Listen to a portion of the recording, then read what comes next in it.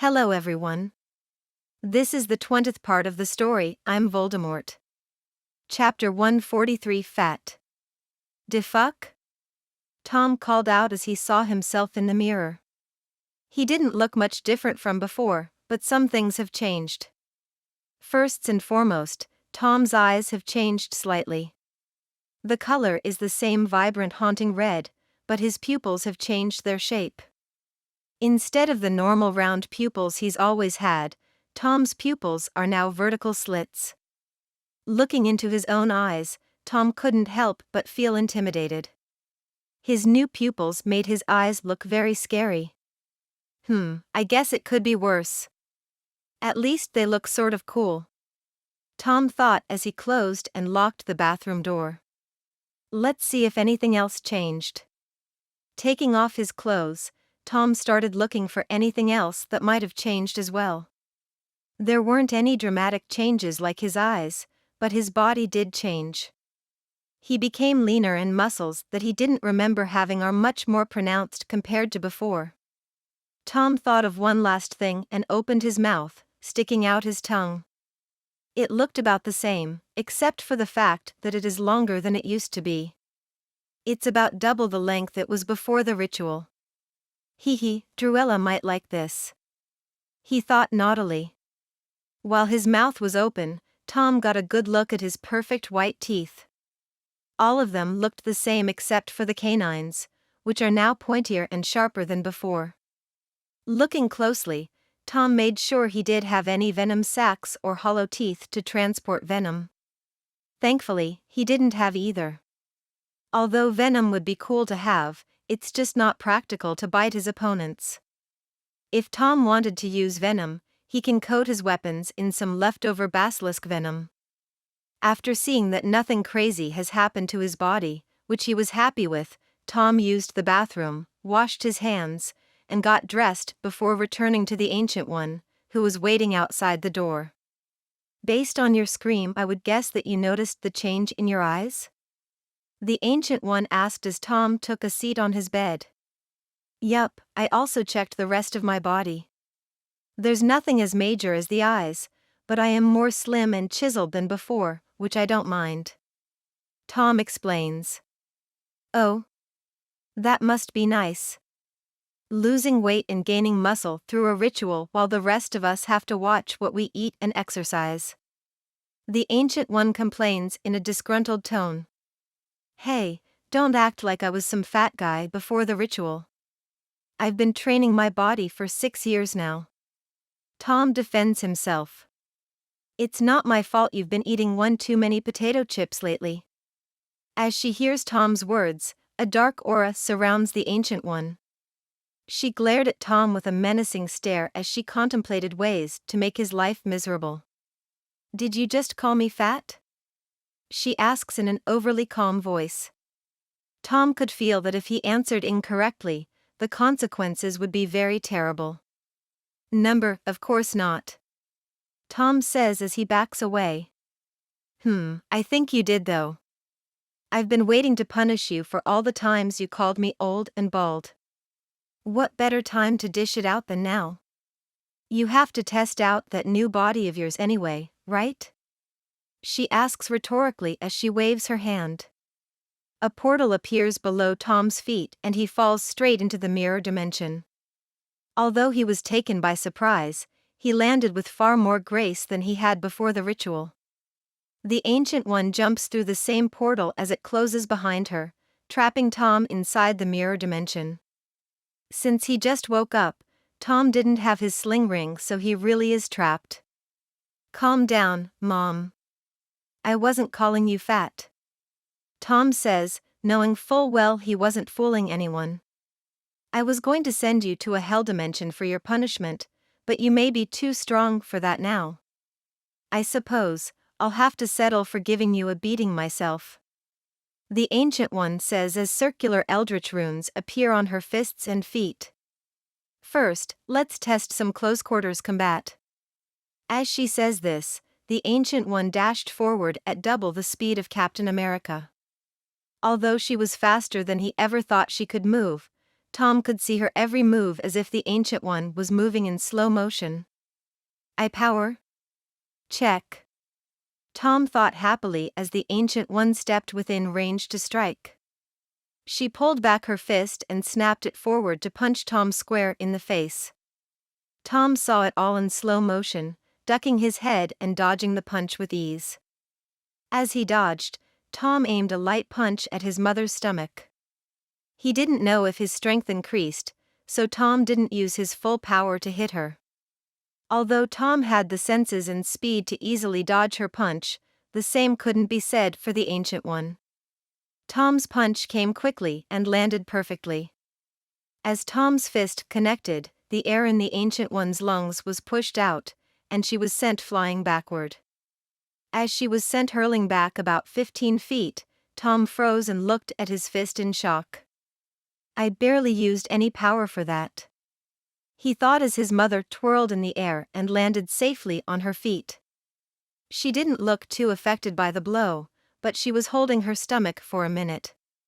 "Well, we can add super senses, super strength, and super dexterity to the list of your new powers," she says as the eldritch runes around her hands and feet disappear. "Now, let's check if you have super speed as well." Countless chains of eldritch energy lunged from her body, each of them with a different weapon attached at the end. "Thanks for showing this to me. It took me a few hours to master." Chapter 144, Testing Power. "Thanks for showing this to me. It took me a few hours to master." The Ancient One taunts as the chains pull back like a snake ready to strike. As his mother uses his own move perfectly, Tom couldn't help but feel slightly disgruntled. He spent forever coming up with that move and she mastered it in no time at all. "No, I shouldn't think like that. She's been using eldritch energy for far longer than anyone on the planet. I did the hard work of creating the move itself. She just had to learn it." Tom consoled himself. "Let's start off easy and slowly ramp our way upwards." The Ancient One comments as two chains with swords at the end snap forward at Tom's position. Once again, Tom's slow-motion vision kicks in and he sees the chains perfectly. As they're about to strike him, Tom sidesteps and dodges easily. Although the attack was nothing to him, the chains were moving far faster than the Ancient One was earlier. In the Ancient One's perspective, she saw the swords about to pierce Tom, but then he blurred for a moment and appeared a few steps away. The swords at the end of the chains embedded themselves into the floor where he once stood. "Huh? You're very fast now. Let's see what your limit is, shall we?" the Ancient One says menacingly as the rest of the chains snap forward as well. Weapons of every kind start raining down on Tom with amazing speed. With his slow-motion vision, he uses all of his speed and reflexes to dodge, duck, dip, dive, and dodge every weapon that comes his way. Although with the added amount of chain weapons striking out at him, Tom still weaves around the area with ease. The combination of his enhanced vision, reflexes, dexterity, and speed made it almost impossible for the Ancient One to land a single hit. Throughout the whole onslaught, Tom discovered one other power as well. While dodging his mother's constant attacks, Tom wanted to test his flexibility. Snakes are known to be extremely flexible, so he thought he might be as well. With that thought in mind, Tom started dodging the attacks in different ways. First, he tried the Matrix move where Neo bent backward to dodge the bullets. While still standing on 2 feet, Tom bent backward as a bright golden spear attached to a chain just barely missed him. He bent back at a perfect 90-degree angle with relative ease. Although Tom was fairly flexible and balanced before, he couldn't do anything like that. After seeing his flexibility, Tom started testing it further. He found that he was far more flexible than any contortionist that's ever lived. It was like he had no bones in his body at all. He could fold himself into a pretzel with ease, and although he won't, Tom could probably suck his own dick like Marilyn Manson. Except Tom didn't need to remove a few ribs to get it done. It was like his ribs weren't even there in the first place. Maybe my bones became soft and flexible or something? Tom thought as he planned to get an X-ray to check his body sooner or later. All right, that's enough. The Ancient One grew tired of watching Tom blur around dodging her every attack, and made the chains disappear. You definitely have super speed. I couldn't even see anything but a blur as you moved. We'll have to test your speed another time. Sounds good to me. What else should we test? Tom asks. The Ancient One thinks for a moment. Let's see if your magic has changed or increased. It's going to be hard to see if it increased, as it was already very large from all of my training. Tom said as he sat down and tried to feel his magic reserves. Feeling deep inside himself, Tom felt the huge magical reserves he has had since before the ritual took place. His reserves felt like a large ocean and he couldn't tell if they increased or not. How could he tell if an ocean became bigger or not? Nope, I can't tell. Tom reveals as he stands to his feet. That's fine. Let's test power then. She says and waves her hand. As she waves her hand, countless combat test dummies appear. Fire off a spell that you're used to using at the dummies. If it seems stronger, let me know. She explains and moves away from the dummies. Although she would be willing to be his test subject and take the attacks, Tom has passed every test she's put him through exceedingly. She didn't want to get hit with an attack that could do some serious damage, like that punch that sent her flying earlier. Her stomach is still sore from that attack and the Ancient One could tell he barely used any power. Okay, let's see what a simple blasting curse can do. Tom says as he points his finger at a dummy. Confringo. Green lightning launches from Tom's finger and collides with the dummy. The second the dummy is hit, a giant explosion occurs that destroys all of the other dummies as well. The shock wave from the explosion nearly knocks the Ancient One off of her feet. Tom, on the other hand, just stood there like a rooted tree. If I had to take a guess, I would say that was stronger than usual. His mother asks as her robes ruffle around from the shock wave. Yeah. It was. Tom muttered as he stared at the aftermath of the spell. All of the dummies were torn into pieces and lying on the ground. Not a single one was left unscathed. Am I overpowered now? Chapter 145, Testing Alone. While Tom was pondering over his newfound overpoweredness, which isn't even a word, the Ancient One was thinking if they needed to test anything else. We've tested everything I can think of except your connection to dimensional energies, which shouldn't have changed. Unless you now have a connection to a dimension that Manasa rules? Any other powers you may have would need to be discovered over time. The Ancient One explains. All right, sounds good to me. I'll test to see if I got any of the normal superpowers in my free time. Like flight, telekinesis, elemental control, telepathy, and anything else I can think of. Tom said as he hoped for something good. Don't get your hopes up, Tom. You've already become very powerful thanks to the ritual. It's possible that you don't have any more powers to discover. The Ancient One said.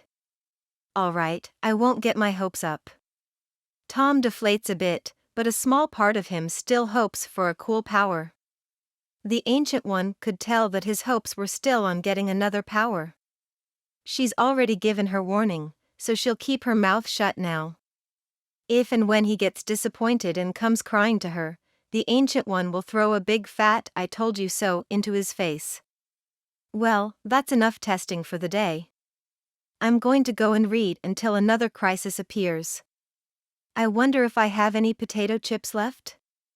The Ancient One said as she opened a portal and left Tom alone in the mirror dimension. Huh? Tom didn't even have a chance to react before she was gone. Wait. I don't have my sling ring. As Tom yelled this into the empty mirror dimension, a small piece of paper fell in front of him. Picking it up and looking it over, Tom couldn't help but sigh in annoyance. This is what you get for calling me fat. Seeing that he was trapped in the mirror dimension for however long his mother wanted, Tom made use of that time as best he could. He tried testing everything he could to see if any other powers would appear. First, he wanted to see if he got any regenerative powers, so he summoned an eldritch knife and nicked his finger. A small cut opened on his finger for less than a second before closing up and disappearing completely. I definitely have regeneration, but I wonder if it's faster or slower than Wolverine and Deadpool? Tom thought as he wanted to further test this. I should probably wait until I'm not trapped in another dimension for that. I don't want to bleed out and die before she comes to pick me up.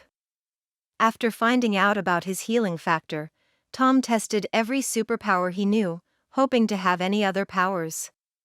He screamed at the top of his lungs to see if he had a sonic scream. He tried sticking to a wall like Spider-Man. He tried conjuring the elements. He jumped in the air while exclaiming up and away. He screamed flame on a dozen times, hoping to turn into the Human Torch. Every possible superpower that Tom could think of was put to the test, and the large majority of them failed horribly. What didn't fail were a few powers that he found cool but not that great. First, he learned that he could see an infrared on command. All he has to do is focus a bit and boom infrared vision, which could come in handy later on down the line. Second, Tom tried closing his eyes to sense his surroundings, like Spider-Man's spidey senses. Although he didn't have spider senses, Tom found that he could sense the heat from his body, and almost see himself.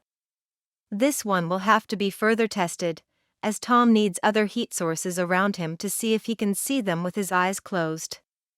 After a long day of testing, the Ancient One finally arrived to take Tom back.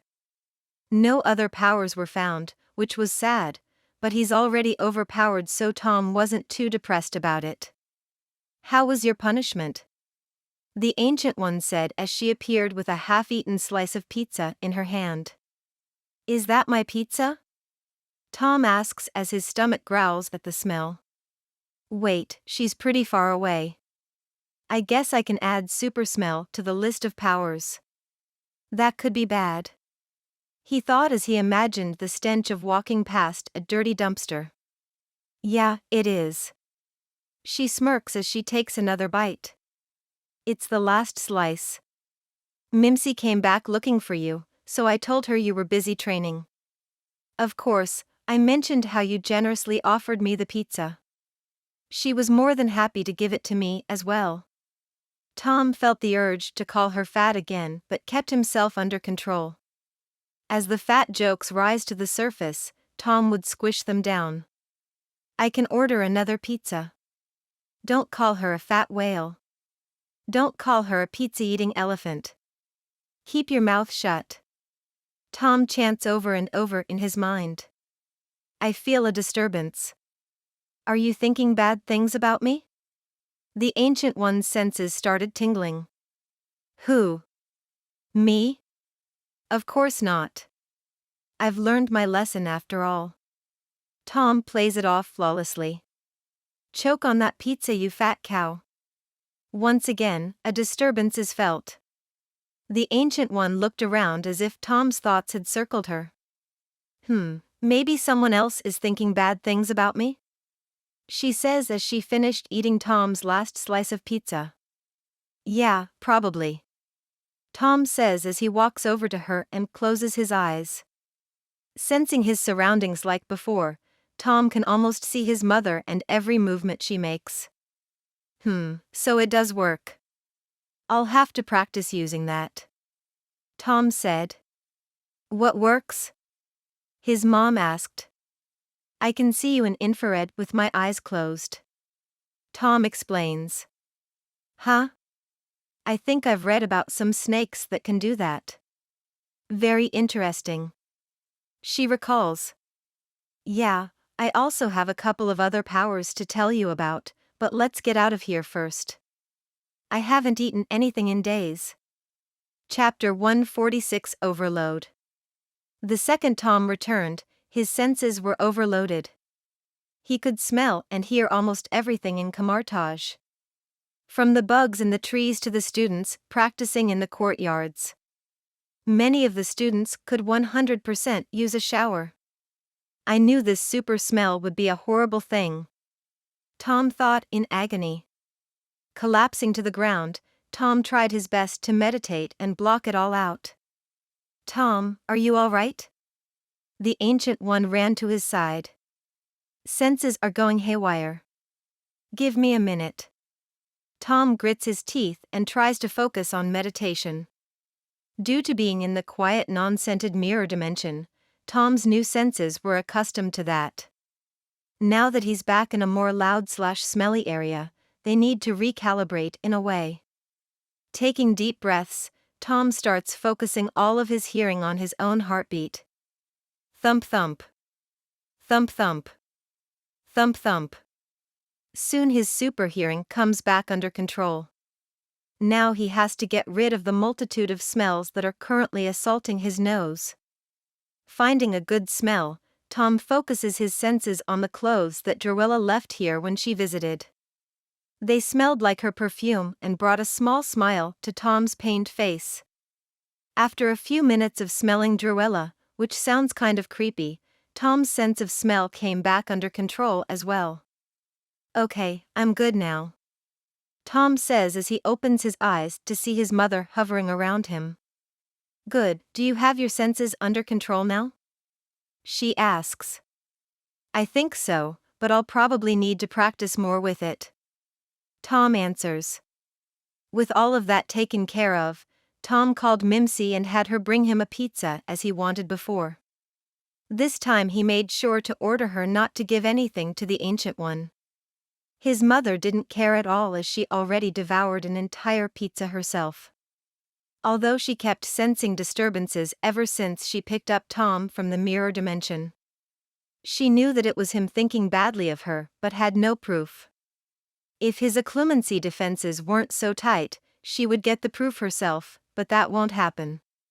While waiting for his food, Tom cleaned himself up and changed clothes. Due to his small coma and being locked in the mirror dimension all day, he hasn't had a chance to bathe until now. After the food arrived, Tom explained all of his newfound powers to his mother while stuffing his face. All right, let's make a quick list of everything you've gotten from the ritual. The Ancient One says as she takes out some paper and a pen. Super strength. Super reflexes. Super durability? Further testing needed. Super dexterity. Super flexibility. Super agility/speed. Super smell. Super hearing. Super stamina. Infrared vision. Slow motion vision. Infrared senses. Healing factor/regeneration. Is that everything? She asks. For now, yes. Tom nods. It's only the first day of testing, so I could have more. True, you also need to find out what dimension Manasa rules and if you can draw on its power. His mother adds. I'll ask her later. She's been very unhelpful when it comes to my powers though. She's never done this before, so she keeps saying she doesn't know what powers I'll have. Tom explains. Well, if you can find out which dimension she rules, which could be none at all, we can look into it ourselves. The Ancient One says. All right, I'll ask when I see her again. Tom says and looks at the time. It's getting late, but I should probably visit Druella. She has most likely been worried about me. Sure, I'm going to sleep. I have to deal with some pests tomorrow. His mother says as she heads to the door. Good night. Night. In a dark room in Rosier's manor, Druella Rosier could be seen sleeping snugly in her bed. Tears stained her pillow as it's been too long since she's heard from her boyfriend. At first, she thought he was busy, as he told her he was working on learning telekinesis, but after time went by that thought went away. Tom and Druella usually talk at the very least once a day. The fact that he hasn't spoken to her in an entire week was truly strange. She called Mimsy, Tom's trusted house elf, but the elf wouldn't say what was happening. Mimsy just popped away after telling Druella that she couldn't reveal anything. Apparently, her master didn't want Druella to worry and ordered Mimsy to keep her mouth shut about the ritual. First, she was angry with him and decided to wait until he appeared again, but then that anger turned into worry. She worried for his safety and was unsure if he was alive or not. All of that leads to this day, where Druella is sleeping on a pillow soaked in her own tears. The poor girl cried herself to sleep, thinking of all the horrible things that could have happened to the boy she loved. Suddenly, the dark room was brightened. A golden eldritch-colored portal appeared and a slightly thinner than usual Tom with slit snake eyes steps out of the portal and surveys the room. As the portal closes, the light in the room disappears, but Tom can still see perfectly. I guess I can add night vision to the list of new powers as well, Tom thought as he spotted Druella sleeping on her bed. Moving closer for a better look, he saw her tear-stricken face and soaked pillow. He already knew that whatever she was crying over was 100% his fault. Sigh, I should have handled this better. Tom beat himself up over making his girlfriend cry. Not wanting to wake her, Tom kicked off his shoes and crawled into bed with her. Laying behind her, he reached over and held her big spoon style. As Tom's arms wrapped around her, a small smile replaced the pained look that once graced Druella's pretty face. I'm sure I'll get yelled at in the morning, but for now, I'll enjoy the moment and get some sleep. Chapter 147, Jumping to Conclusions. As the sun shined in through the windows of Druella's room, the light hit her face, waking her from a peaceful sleep. Ducking under the blanket to escape the blinding light, Druella started to come to her senses. Groaning in annoyance, Druella curses the light for waking her up. As she was about to push the covers off and start her day, she felt something wrapped around her torso. Reaching down to see what it was, she felt an arm around her midsection holding her closely. Huh? Druella exclaims in alarm.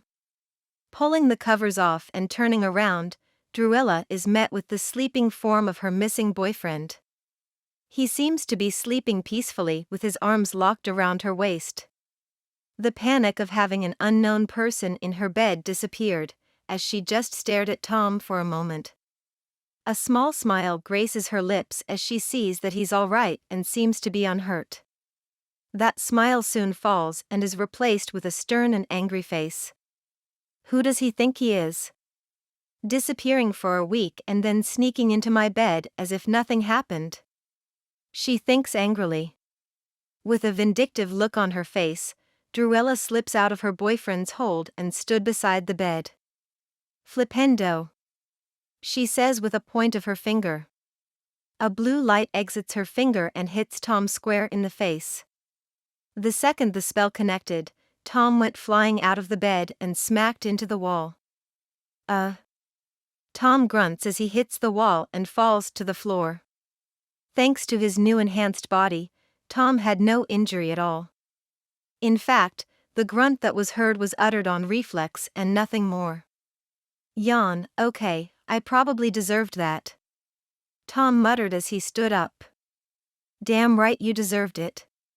What kind of boyfriend leaves their girlfriend for a week without a single word? I thought you died.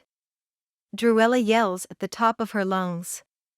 As Druella berated Tom, the door opened, and in came Lord and Lady Rosier with worried expressions. They heard a big bang from their daughter's bedroom and thought the worst. As they opened the door, they were met with their daughter in her sleepwear and a half-naked Tom Riddle. Tom usually likes to sleep in his underwear, but he decided against it just in case of possibilities like this. Instead, he's simply shirtless and kept his pants on. When Lord and Lady Rosier saw the situation, they jumped to conclusions and reacted in completely opposite ways. Lady Rosier started giggling and congratulating her daughter. She's been telling her daughter that she needs to lock down her boyfriend as soon as possible since he's a hot commodity now. Before Tom became famous, she could take as much time as she wanted, but things are different now. Now, she has to compete with every good-looking strumpet that would spread their legs in a heartbeat for the great Tom Riddle. Lord Rosier jumped to the exact same conclusion as his wife, but was nowhere near as enthused as she was. Where his wife was happy and proud, Lord Rosier was appalled and angry. He didn't want to even think of his daughter doing anything sexual, nor will he allow her to do so before marriage.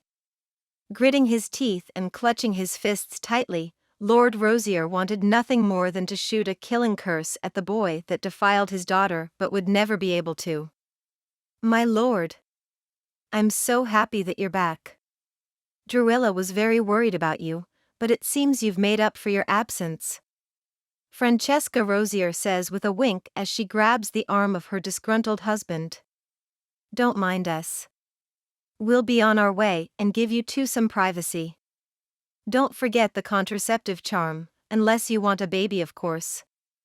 "I wouldn't mind." With that, Lady Rosier drags her husband from the room and closes the door.